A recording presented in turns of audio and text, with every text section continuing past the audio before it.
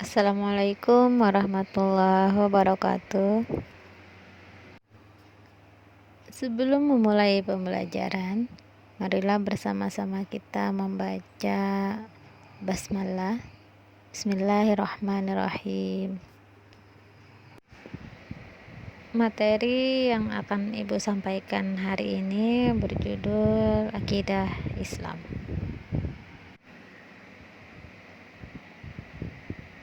Kita akan membahas pengertian akidah Islam. Makna akidah secara bahasa berasal dari kata aqada, yaqidu, aqidah, yang berarti ikatan atau perjanjian. Para ulama memberi pengertian akidah adalah sesuatu yang terkait kepadanya hati dan hati nurani.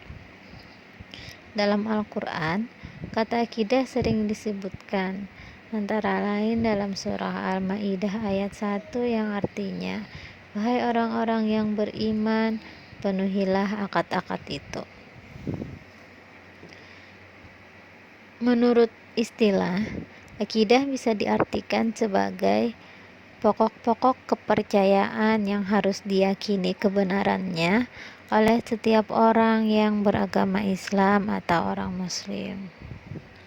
Pondasi awal dari akidah Islam adalah keyakinan terhadap Allah Subhanahu wa Ta'ala sebagai Tuhan yang wajib disembah, Maha Esa, pencipta dan pengatur alam semesta, dan zat gaib yang merupakan sumber dari segala hal, termasuk juga kewajiban menjalankan aturan-aturannya dalam segala aspek kehidupan, baik yang berhubungan dengan ibadah ataupun muamalah.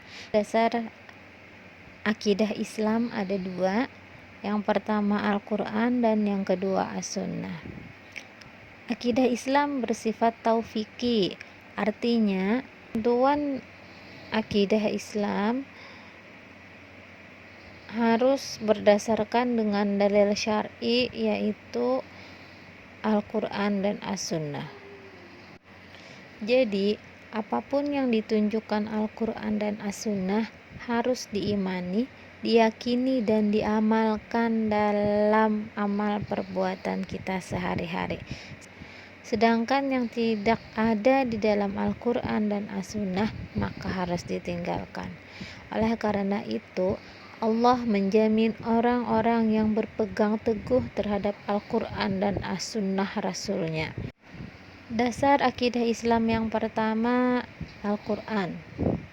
Al-Quran adalah firman Allah Subhanahu wa Ta'ala yang diwahyukan kepada Nabi Muhammad SAW dengan perantara malaikat Jibril.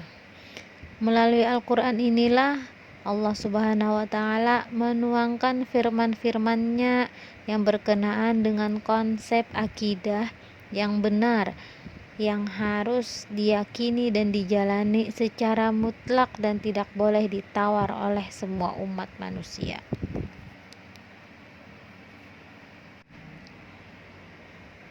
Di dalam Al-Quran banyak terdapat ayat-ayat yang berisi tentang tauhid, tentang ajaran mengesahkan Tuhan.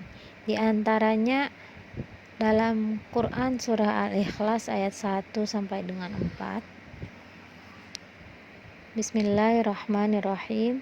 Qul huwallahu ahad, Allahus samad, lam yalid wa lam yulad, wa lam yakul lahu kufuwan ahad. Artinya, katakanlah, dialah Allah yang Maha Esa. Allah adalah Tuhan yang segala sesuatu bergantung kepadanya. Dia tidak beranak dan tidak pula diperanakan, dan tidak ada satu apapun yang setara dengan Dia. Dasar akidah Islam yang kedua adalah Al-Hadis. Hadis adalah segala ucapan, perbuatan, dan takrir atau sikap diam Nabi Muhammad SAW. Islam telah menegaskan bahwa hadis menjadi hukum Islam yang kedua setelah Al-Quran, baik sumber hukum dalam akidah maupun dalam semua persoalan hidup. Hadis dijadikan dasar hukum kedua setelah Al-Quran karena pertama, semua yang disandarkan kepada Nabi Muhammad SAW adalah wahyu dari Allah, bukan sekedar memperturutkan nafsu saja. Yang kedua, Allah Subhanahu wa Ta'ala telah memberi petunjuk kepada manusia agar mengikuti kebenaran yang disampaikan oleh Rasulullah SAW. Yang ketiga, banyak hadis yang menjelaskan maksud beberapa ayat Al-Quran yang masih bersifat global, masih bersifat umum, termasuk masalah akidah Islam. Tujuan mempelajari akidah Islam diantaranya pertama, untuk memupuk dan mengembangkan dasar ketuhanan yang telah ada sejak manusia lahir. Yang kedua, untuk menghindarkan diri dari kemusyrikan. Yang ketiga, menghindarkan diri dari pengaruh akal pikiran yang menyesatkan. Jadi kesimpulan pembelajaran kita pada hari ini, akidah Islam adalah pokok-pokok kepercayaan yang harus diyakini kebenarannya oleh setiap muslim. Dasar akidah Islam ada dua, yaitu Al-Quran dan Al-Hadis.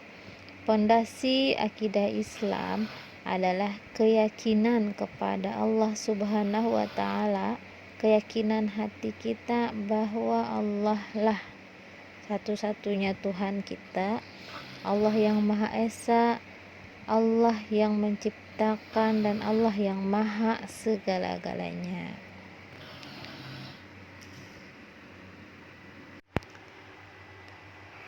Tugas kalian hari ini,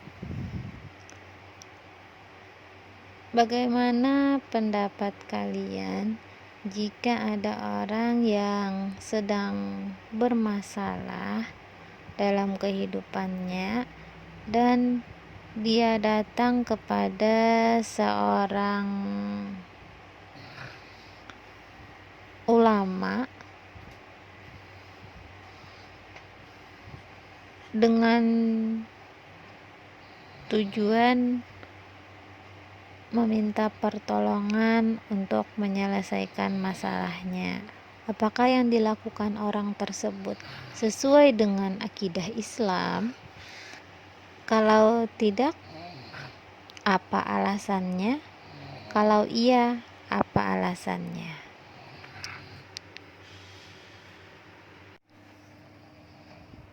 Kita akhiri pembelajaran kita hari ini dengan mengucapkan hamdallah, alhamdulillahirrabbilalamin. Semoga pelajaran hari ini dapat bermanfaat untuk kita semua. Ibu akhiri, wassalamualaikum warahmatullahi wabarakatuh.